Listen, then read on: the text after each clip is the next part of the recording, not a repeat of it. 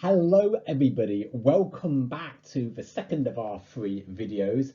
Today, thinking about social work and how to pin it down, how to define it. What is social work? There are 3 social work definitions that have been put together internationally. We're going to examine 2 of these. They were put together by interesting organisations, the IFSW and the IASSW. You can guess this question is coming, can't you? What do those letters stand for? What are those 2 organisations? Just pause this video and scratch your heads. Unpause here. The IFSW is the International Federation of Social Workers. Sounds like an organisation that you or I can be a member of. Actually, we can't. Not individual people, but rather individual countries are members of that organisation. As you can imagine, many countries now are formal members of it. The other organisation is the International Association of Schools of Social Work. So thinking about all the different universities and colleges and university colleges that together make up social work education. 2 really big international associations, and you can visit their websites. It's well worth getting to know their work a bit better. These 2 organisations put together the first international definition in 1982, but it was brief, it was sketchy, it was quite forgettable, to be honest, and you will only find it in older social work books. It's quite tricky to find it on the internet because the definition they put together has been replaced by more interesting ones in the 21st century. So we're going to be investigating the first 21st century definition, which was detailed and comprehensive. In fact, it's quite striking. And have a look. Here it is. Let's read it together. The social work profession promotes social change, problem solving in human relationships, and the empowerment and liberation of people to enhance well-being. Utilising theories of human behaviour and theories of social systems, social work intervenes at the points where people interact with their environments. Principles of human rights and social justice are fundamental to social work. And this is the compact short form. It was published with accompanying notes, which are pretty interesting, and they make some of the terms here a little bit more clear, and they contextualize some of the ideas here. So all of it's well worth reading. But let's hold on to this short form for now. I want you to think about this definition and how you find it as a student of social work from one of our European countries.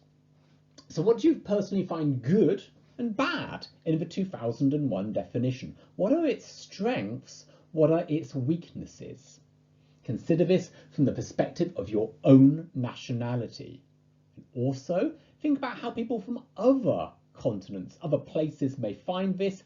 Our European countries are actually quite affluent, rich countries, and such European countries would be termed global north countries. How would people in global south countries find this? What about if I'm reading this somewhere in Asia, for example? So that's a question to hold on to. Let me give you some answers straight away. In terms of strengths, it's amazingly broad. This definition is not too specific, and that seems to work well. It means that many of us globally, we can nod our heads at some part of it, or even at most parts of it. So, because it's so broad, there's a lot of potential for people to say, yeah, that's more or less how I see our profession too. Interestingly, the definition highlights values and ethical orientation points. So lots of the words in the definition really are social work values, thinking about social change, empowerment, liberation of people, human rights, social justice. So, this is maybe the social work value base which they're pinning down here. And a fun question to ask, I'm asking it here rhetorically really, is this what defines us? Is this what makes a social worker, their social work values? Maybe a question to hold on to for our week together. So the definition seems to have a lot going for it. It has its strengths, but it also has its weaknesses. And this was immediately seen as being a bit problematic. Theories of human behaviour and social systems.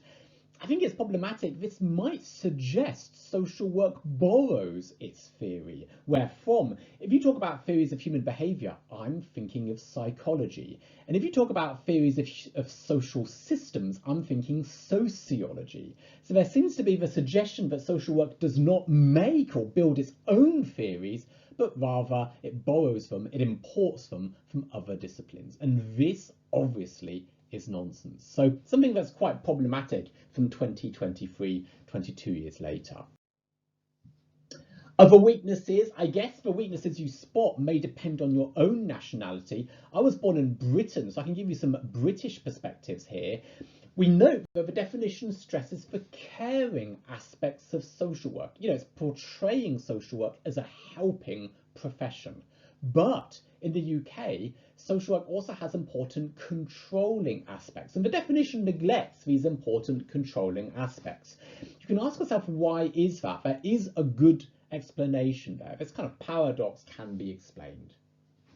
The definition does not refer to the legal dimension of social work, despite students doing a great deal of social work law. And in countries like Germany or Britain, it can be up to a semester's worth of learning. So something like 1/6 of students' learning relates to social work law, but the word law doesn't even appear in this definition. And again, if you want to, you can ask yourself why. Once again, there is a clever explanation here.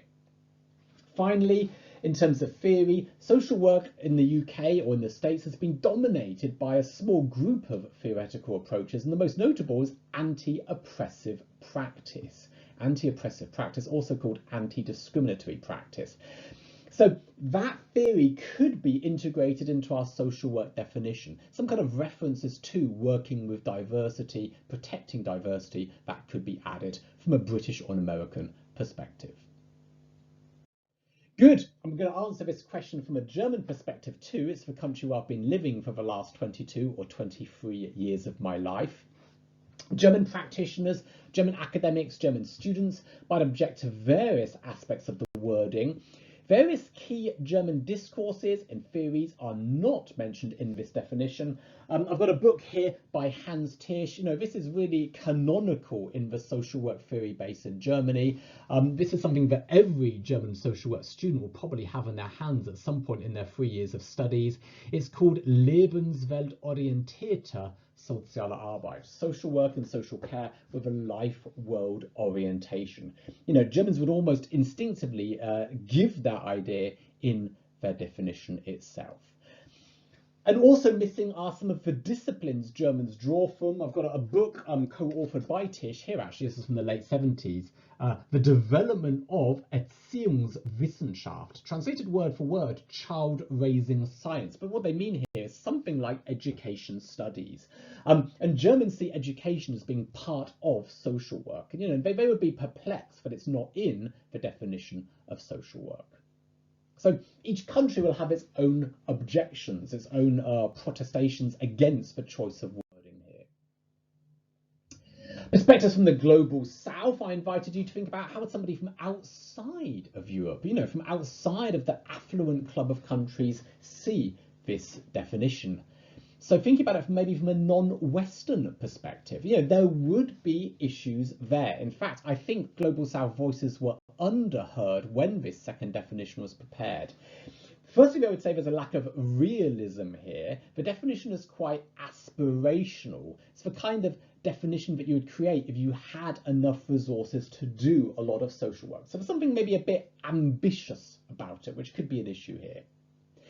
Maybe a more serious problem, it doesn't acknowledge non-Western histories of social work. You know, it really is building its definition on those European and North American traditions. And I've got a lovely book here, The Origins of Social Work. So this is by Malcolm Payne, The Origins of Social Work.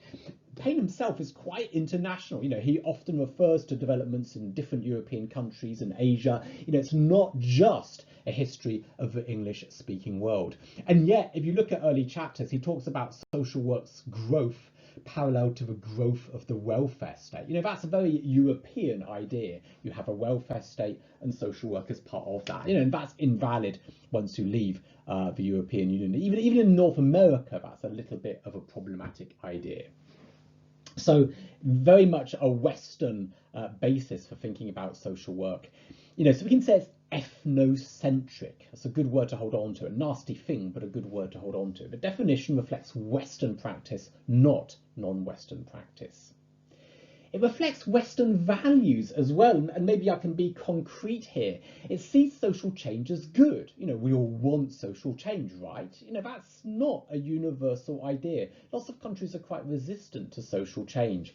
It sees individuality as good. Again, a very Western idea. That's part of European history, the idea of nurturing individuality, nurturing individual freedoms.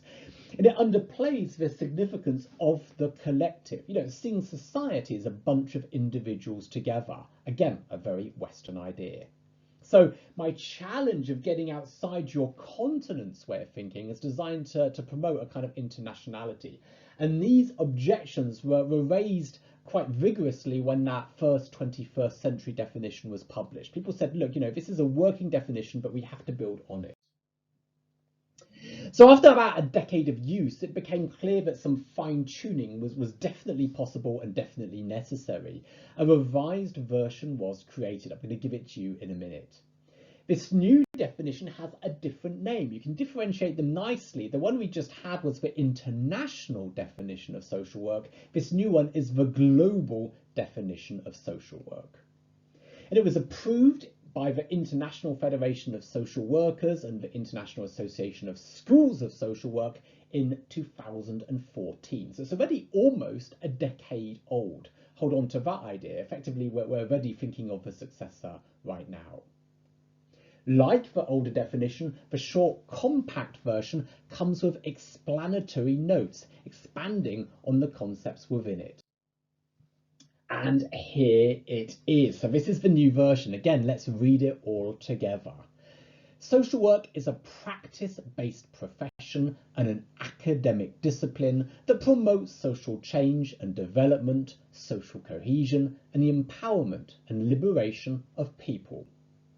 Principles of social justice, human rights, collective responsibility, and respect for diversities are central to social work. Underpinned by theories of social work, social sciences, humanities, and indigenous knowledge, social work engages people and structures to address life challenges and enhance well-being. And there's an additional sentence: the above definition may be amplified at national and/or regional levels. So again, lots to discuss here. Looking at the new or changed elements one by one on the next slide highlighted, what do you think of them? Can you explain the thinking behind each change? You know, who was shouting out for that idea to be added to our definition? You know, what was the argumentation behind changing some of those points, adding the new ideas? Do you like the changes? Which new terms added to do you like the most, and why? Hold on to your answers, because we can pick up this conversation in our session together. I'm really looking forward to having a discussion with you all. Here are the new elements highlighted here in bold to make them really, really clear. I'm going to come to a close for this video. There's only one more video and it's incredibly short. It's only a couple of minutes long, my last video. So continue this with that last video. I really look forward to discussing all of these points with you when we meet up in our next online session. Thanks for watching, everybody.